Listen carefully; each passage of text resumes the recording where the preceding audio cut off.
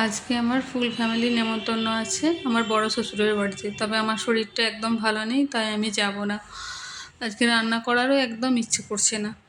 দেখলাম কিছু তো খেতে হবে, তো কি বানিয়ে নেওয়া যায় যেটা খুব অল্প সময়ে হয়ে যাবে, আমাকে ঝামেলা করতে হবে না, কিচেনে বেশিক্ষণ থাকতে হবে না। তো মাথায় এলো মিক্স চিকেন পোলাও, সেটা খুব অল্প সময়ে হয়ে যায়, আবার টেস্টিও হয়। তো এখানে অল্প একটু চিকেন আমি ফ্রিজ থেকে বের করে নিয়েছিলাম। আমি চিকেন খুব একটা খেতে পারি না, চিকেন বলে না, যে কোনো মাংসই খুব একটা বেশি খেতে পারি না, তাই অল্প একটু চিকেন বার করে 1 ঘন্টা মতো ম্যারিনেট করে রেখে দিয়েছিলাম। সেই চিকেনটা বের করে দেখো এখানে আমি স্টিম করে নিচ্ছি। আর আগে তো দেখলে আমি একটা আলু সেদ্ধ করে নিয়েছি, দেখো ঢাকা দিয়ে দিলাম, ঢাকা দিয়ে ভালোভাবে স্টিম করে নিয়েছি আমি। এবার এটাকে তুলে নেব। এর নিচে যে স্টকটা আছে সেই স্টকটা আমি ফেলবো না, ওতেই কিছু গরম মশলা আর একটা কাঁচা লঙ্কা আর বেরেস্তা আমি দিয়ে ভালো করে ফুটিয়ে নেব। ফোটানো হয়ে গেলে যে চালটা আমি 1 ঘন্টা ভিজিয়ে রেখেছিলাম, ওই 1 কাপ মতো, সেই চালটা দিয়ে দিলাম।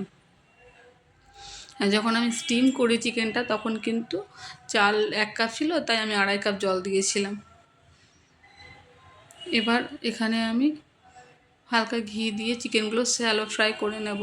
বাটারে বেশি ভালো হয়, তবে বাটার ছিল না আমার কাছে বলে আমি ঘিতেই করে নিলাম। আর এদিকে দেখো আমি কাজু কিশমিশ গাজর মটরশুঁটি ভেজে রেখেছিলাম, আলুটাও হালকা ভেজে নিয়েছিলাম।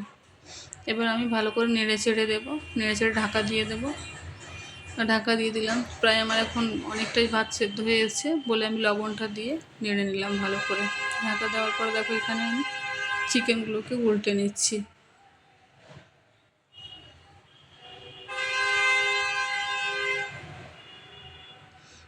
এবার দেখো আমার ভাত প্রায় 80% হয়ে গেছে বলে আমি চিকেনটা উপরে দিয়ে দিলাম, দিয়ে ঢাকা দিয়ে আমি কিছুক্ষণের জন্য চাটুর উপরে ওই ফ্লেমটাকে লো করে বসিয়ে রেখে দেবো।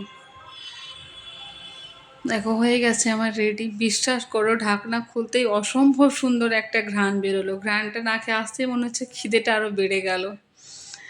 প্লিজ আমার রিকোয়েস্ট তোমাদের কাছে, একবার এভাবে বানিয়ে দেখো, দেখো খুব শর্টকাট, অল্প সময়ের মধ্যে হয়ে যায়।